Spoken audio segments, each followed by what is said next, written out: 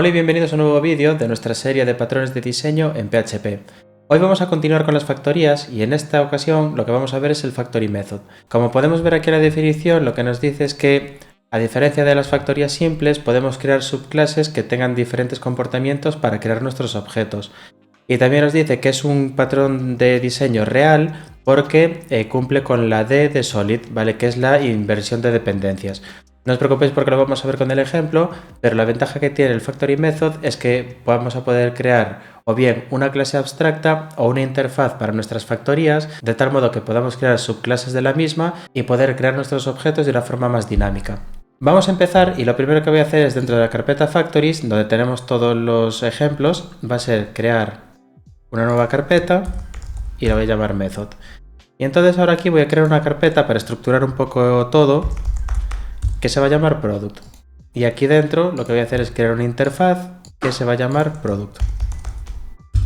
Esta interfaz va a tener un método público que se va a llamar Type, que va a devolver un string. Vale, esto es simplemente para la hora de hacer el testing que sea más sencillo. Y ahora voy a crear dos tipos de productos. Por una parte, Electronic Product, que va a implementar la interfaz. Y aquí lo que voy a hacer es un return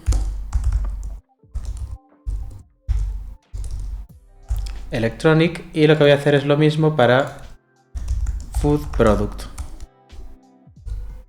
Va a implementar también la interfaz product y aquí vamos a hacer este override como siempre.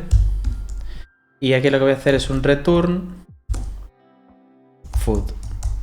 Vale, entonces tenemos nuestra interfaz product y podemos tener de momento dos tipos, productos electrónicos o productos que sean comida. Bien, esto respecto a los productos y a su interfaz. Así que ahora lo que voy a hacer es crear las factorías. Entonces aquí voy a crear una clase que se va a llamar Product Factory. Y esto va a ser una clase abstracta. Vale, como os comentaba al principio del vídeo, hay dos formas. Una es creando una clase abstracta y otra, para factorías más sencillas, se puede utilizar incluso una interfaz. Entonces, en este caso yo voy a crear una clase abstracta y voy a crear un método público abstracto que se va a llamar create. Y esto me va a devolver una instancia de product, que es la interfaz de nuestros productos. Y aquí voy a crear otro método de ejemplo que va a ser public function getType, que va a devolver un string, y entonces aquí simplemente lo que voy a hacer es que product va a ser igual a this create, que es este método abstracto que estoy creando aquí, y lo que voy a hacer es un return product type. Entonces lo que voy a hacer ahora es crear las factorías para cada tipo de producto. Esta sería la clase abstracta, que va a ser como la base de todas mis factorías, y ahora lo que voy a hacer es crear las subclases que van a extender de esta clase abstracta. Entonces aquí voy a crear una clase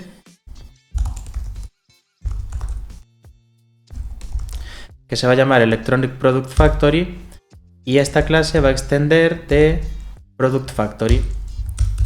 Y tengo que incluir el método create, porque este método es el que pertenece a la clase abstracta y lo que nos permite el utilizar clases abstractas es que ahora nosotros en cada una de las subclases que extiendan de esta clase pueden tener su propia implementación de este método create. Entonces aquí lo único que voy a hacer es return new electronic product. Y ahora voy a hacer algo similar para food product. Tengo food product factory y esto va a extender de product factory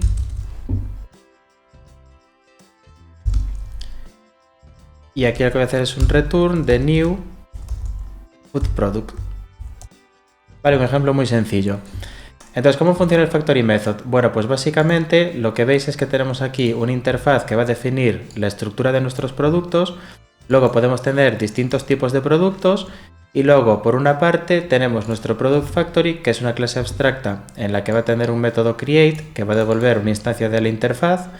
Y luego este método getType lo puse simplemente para ahora cuando hagamos testing que veáis cómo funciona internamente. Y por otra parte, al final tenemos una factoría para productos electrónicos que implementan ese método de la clase abstracta y devuelven lo que toca. En este caso, pues para Electronic Product Factory, Electronic Product, y para Food Product Factory, pues un Food Product. Vamos a crear unos tests primero, y entonces aquí dentro de Factory voy a crear Method.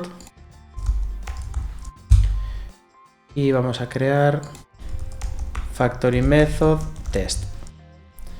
Vale, que vamos a extender de Test Case como siempre y lo vamos a poner así dividido.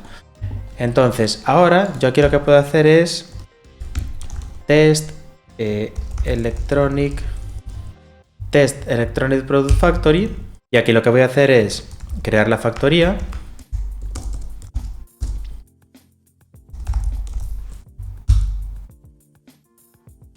Y ahora aquí lo que voy a hacer es product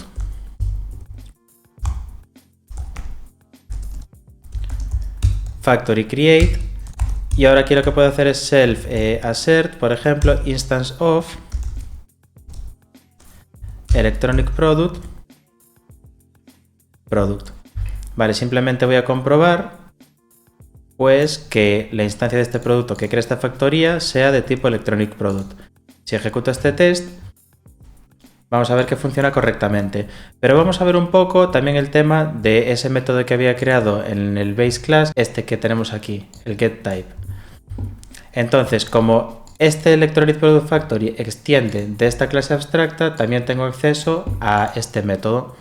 Entonces aquí otra cosa que puedo hacer es self assert equals, y aquí vamos a poner electronic y vamos a hacer factory getType. Y vamos a utilizar el debugger para ver qué es lo que está pasando realmente. Entonces yo ahora hago debug de este test y como veis estoy dentro del método getType. Lo que va a hacer es crear un producto. En este caso tenemos un Electronic Product Factory. Y lo que va a hacer es devolverme el tipo. Vale, que si seleccionamos esto, veis que el resultado es Electronic. Entonces estaría funcionando correctamente. Si termino de ejecutar el test, veis que ahora tenemos dos comprobaciones. Vale, entonces es importante que veáis el tema de utilizar la clase abstracta y de que en ella podemos tener métodos públicos que sean accesibles desde las subclases para poder hacer otro tipo de lógica. Vamos a probar ahora la otra factoría.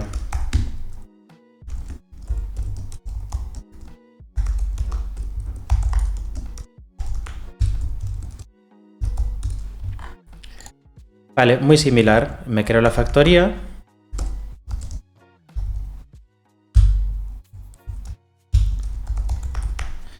Aquí sería exactamente igual, factory, create.